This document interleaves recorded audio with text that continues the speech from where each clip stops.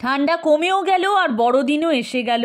কিন্তু বড়দিনে কালকে খুব এনজয় করেছি, সারাদিন ঘুরেছি, সব কিছুই তোমাদের বলবো আস্তে আস্তে। কিন্তু তার সাথে সাথে আজকে একটু নিজের কথাও বলে দিই, মানে নিজের একাডেমিক্সের কথা।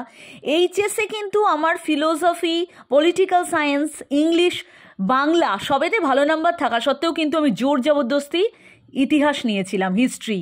তারপরে হিস্ট্রি অনার্স নিয়ে হিস্ট্রি এমএ করার ইচ্ছে ছিল, করেওছি।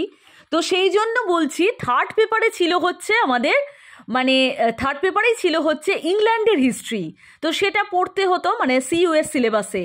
কালকে গির্জা দেখতে চলে গিয়েছিলাম, চোখের সামনে এত সুন্দর গির্জা কোনোদিন দেখিনি, কলকাতাতেই ছিল। অথচ একটু সেন্ট পলস ক্যাথিড্রাল সম্পর্কে তোমাদের বলি। এটা হচ্ছে একটা অ্যাংলিকান ক্যাথিড্রাল, আমরা সবাই জানি। এতগুলো মানে স্থাপত্য তো প্রচুর ধরনের হয়, এটি একটা গথিক স্থাপত্যের নিদর্শন। গির্জাটা ভিত্তিপ্রস্তর 1839 খ্রিস্টাব্দে হয়েছিল আর নির্মাণ কার্য 1847 খ্রিস্টাব্দে শেষ হয়।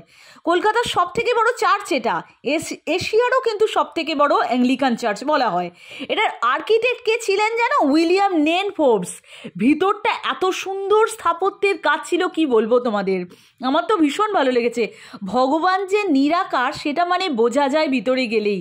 মানে ভগবানের জন্য কোনো স্পেশাল মূর্তির দরকার হয় না, মন থেকে চাইলেই ভগবানকে পাওয়া যায়।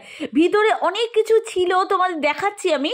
আমরা এখানে একটুখানি প্রার্থনা করার জন্য বসেছিলাম, জায়গাটা এত ভালো ছিল কি বলবো। যিশুর যে মানে জন্মগ্রহণ থেকে শুরু করে সমস্ত কাহিনী এতে মানে বর্ণিত আছে। একটা অদ্ভুত প্রশান্তি এতে আছে, তোমাদের কি বলবো, মানে আমি বলতে পারবো না, মানে এত সুন্দর লেগেছে আমার। আর ভিতরটার কাজ এত, ওপরটা প্রশস্ত, মানে কি বলবো তোমাদের। আমি শুনেছি যে ওখানে কনস্ট্রাকশন কস্ট তখন নিয়েছিল 4,35,669 টাকার মতো লেগেছিল।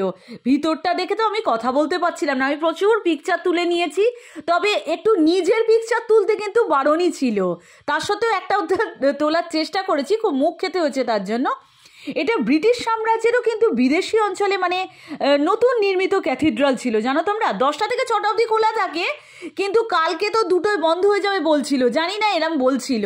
আমার ভীষণ প্রশান্তি লাভ হয়েছে ওখানে গিয়ে।